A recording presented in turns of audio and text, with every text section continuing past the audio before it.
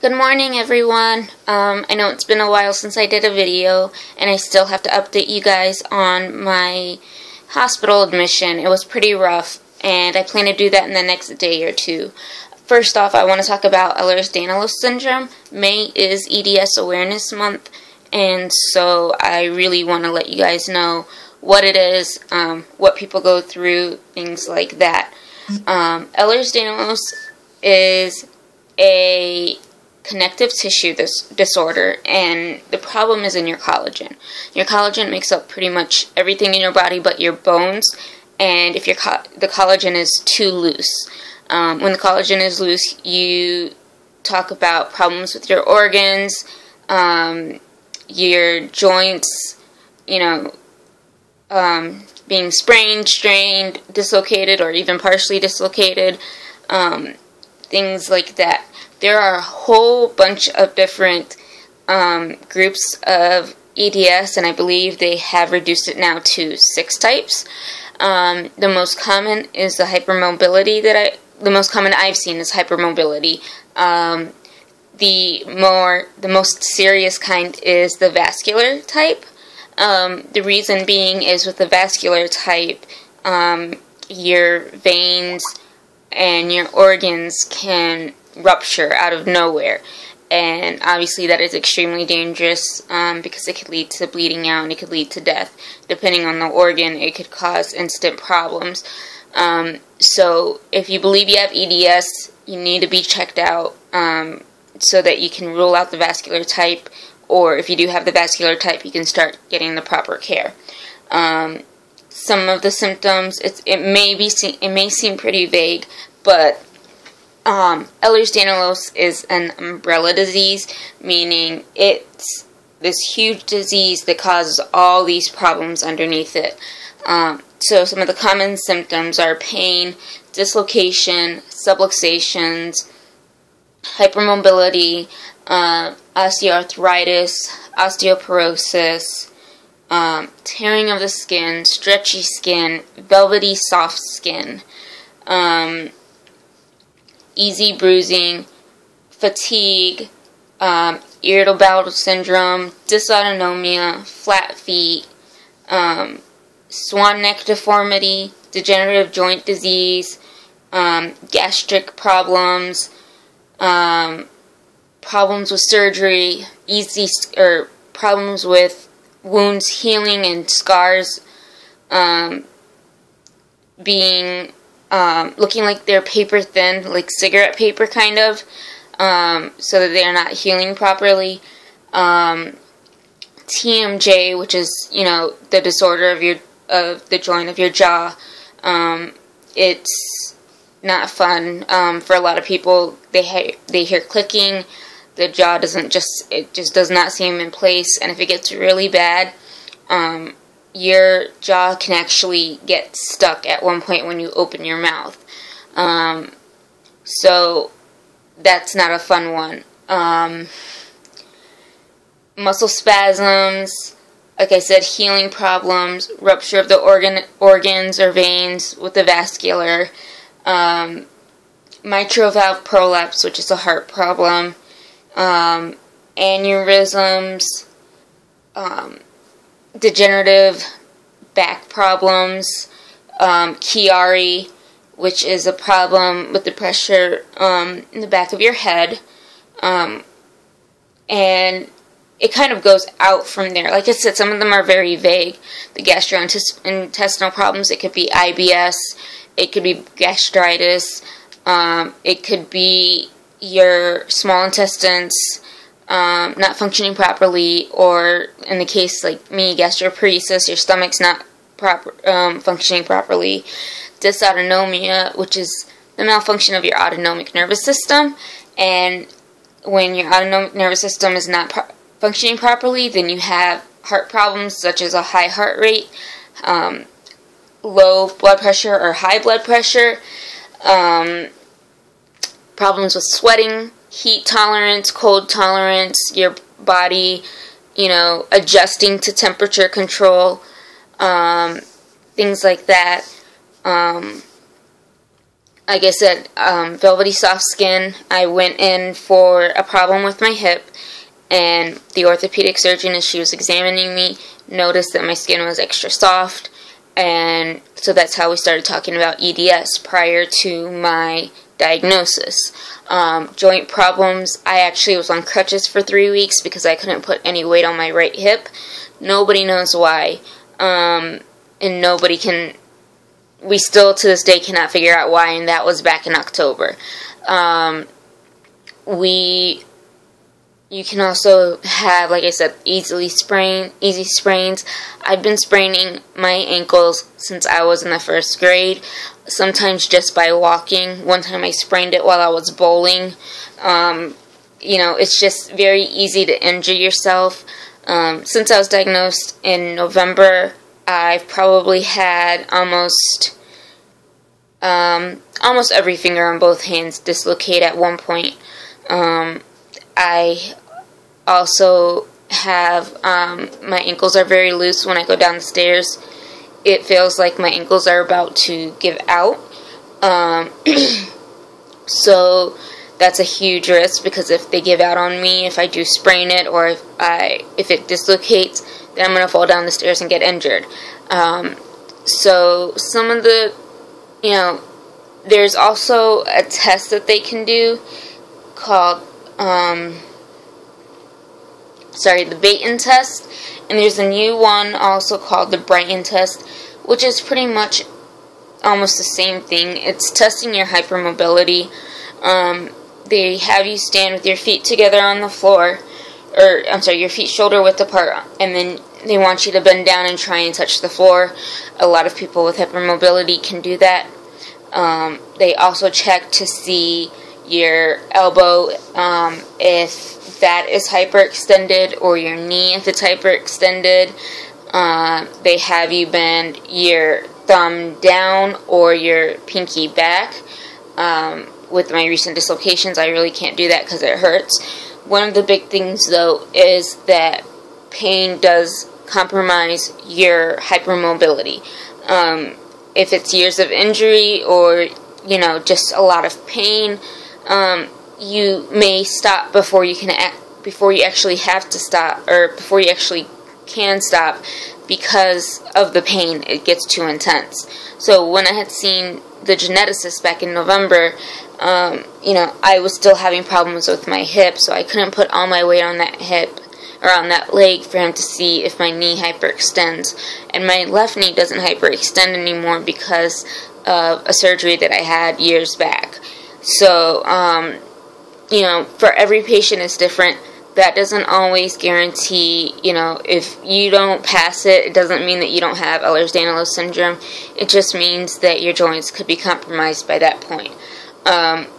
So the doctor did test other joints to see how hypermobile I was. He tested my hips, he tested my shoulders, and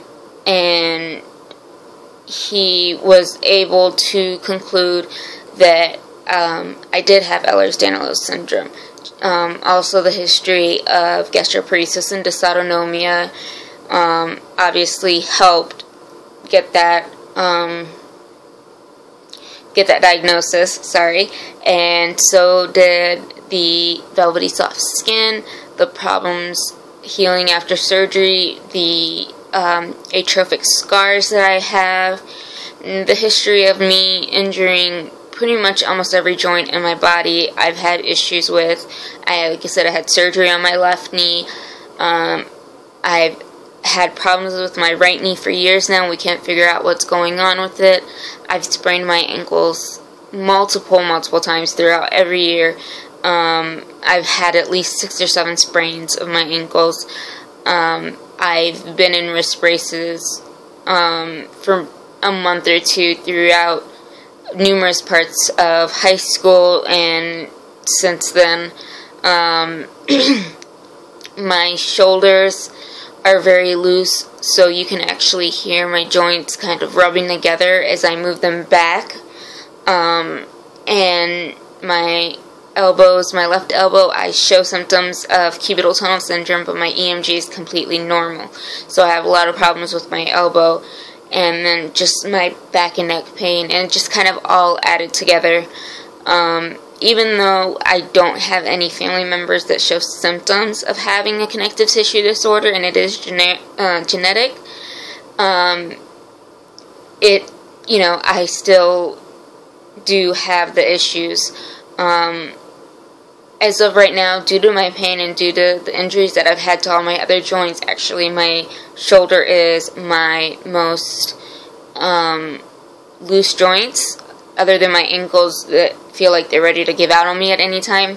So after I was confirmed diagnosed, we spoke, me and the geneticist, and I'm already on a pain regimen for my visceral hypersensitivity in my stomach. And so pain management is a big thing, and also trying to gain stability in those joints and strengthening them up. So I'm actually now in a program through the University of Michigan that will focus on physical therapy, occupational therapy, and then there's also a pain psychologist, and she will work with me on biofeedback and ways for me to lessen the tension in my body, so that everything that I'm doing with the physical therapist and occupational therapist actually works better. If you suspect that you do have Ehlers-Danlos Syndrome, I would talk to either your primary doctor or orthopedic doctor and see if they can send you over to a geneticist. You want a geneticist that is actually educated in Ehlers-Danlos Syndrome. So the best way to find a geneticist would actually be to go onto the Ehlers-Danlos National Foundation website, and that's ednf.org, and that will give you, you can look up more information on Ehlers-Danlos Syndrome. You can find a physician in your area. It will tell you the different types of EDS. It'll also, give you, tell you how you're diagnosed. Like I said, a physical examination. Some of them can have genetic testing. But again, the hypermobility type cannot be found on a genetic test. And like I said, there's just a whole bunch of information for you to learn more about Ehlers-Danlos Syndrome. A lot of people with Ehlers-Danlos Syndrome tend to start having neurological issues due to the back problems and due to instability of the spine. It's very easy for the spine to start compressing on the spinal cord, or for discs to rupture, and then that can also spread up. That could also push onto the spinal cord, put pressure on there. And so if you start to have any types of neurological issues, weakness in the leg, arms, things like that, instability, you really want to go in and get things checked out. For instance, all of a sudden one day I woke up and my left thigh was completely numb. And the first thing that I thought about is, okay, did I move wrong and one of my vertebrae slipped, or did a disc rupture? Is it pressing on my spine? Or a nerve? Is that why? So we got me in to get a lumbar MRI quickly, and thankfully it didn't show anything compressing, so we think that I actually have, my hip is compressing a nerve that allows me to feel anything in my upper thigh. So that's something, unfortunately, that we can't do too much about. We're hoping once I start my physical therapy program, that'll help.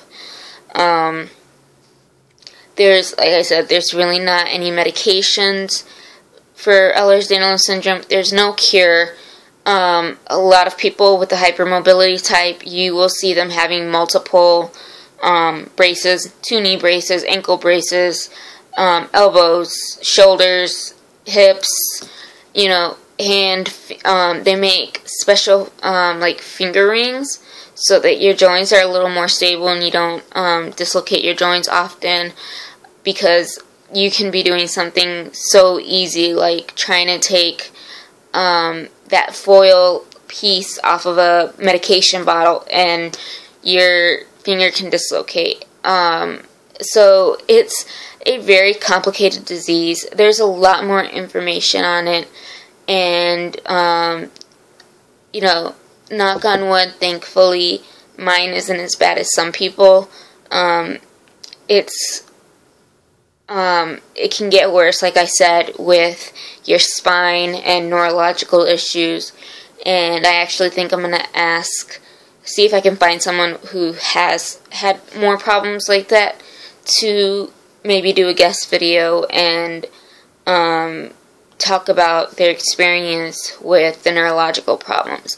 The other problem with EDS, it's, like I said, it's extremely painful. One of my sisters, Lindsay, explained it the best way. It feels like you are being bit by thousands and thousands of fire ants. I think is what she said last year at the fundraiser. It's extremely painful. And there's so much different types of pain with EDS. It's your skin, it's your muscles, it's your blood, it's your bones, and it feels like there's poison in your blood. It feels like your blood is on fire as it's moving throughout your body, and it's very, very painful. So pain management is something that needs to be taken care of. Usually they start without narcotics and they go up from there. And also, just trying to get those joints stable, because if you can get those joints stable, then maybe your bone pain won't be as much, and hopefully the muscle pain won't also. But your whole body just kind of goes haywire when you have Ehlers-Danlos Syndrome. Like I said, you have the autonomic nervous system problems, dysautonomia, and that can cause a lot of issues. You have the gastrointestinal problems, which can cause a lot of issues. Some people with EDS a lot of people with EDS are feeding tube dependent or TP independent.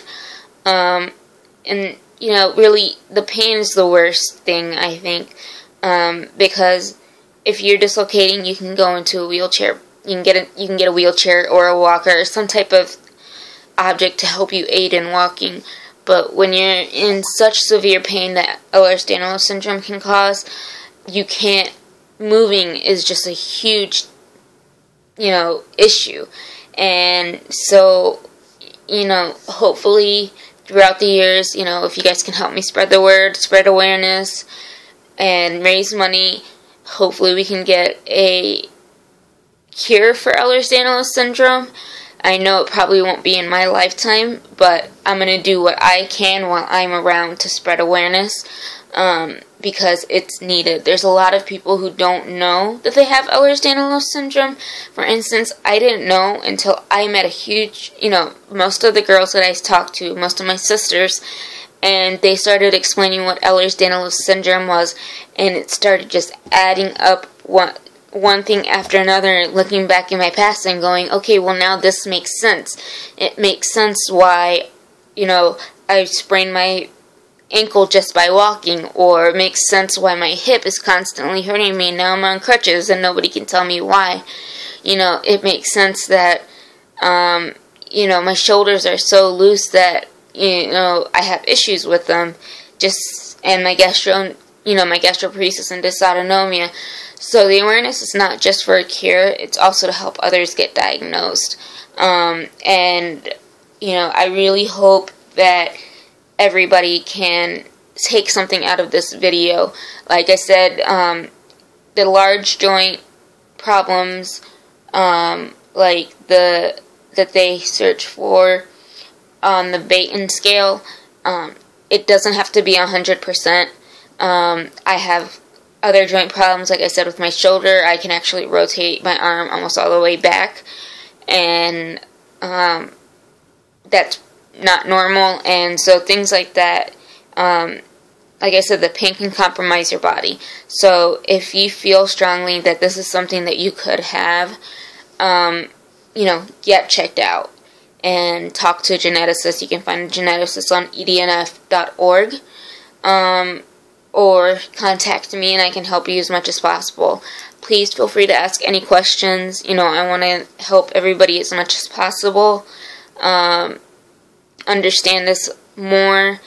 I know I probably didn't cover everything in the video, but just feel free to ask any questions whatsoever. The only stupid question is no question. And, I'm willing to answer whatever. If either I'll do it by video or I'll just post it to my page, something like that. But please don't be afraid. Don't think you're going to offend me. This is what I'm here for, is to spread awareness, and it's really important to me. So hopefully I can get someone else to do a guest video within the next week or two. Hopefully I can get multiple people with EDS to talk about their experiences, how they were diagnosed, what their problems are, because even though EDS, like the hypermobility, has all these symptoms, everybody is completely different on how they experience it. So I hope you guys have a wonderful day. Thank you very much. Bye.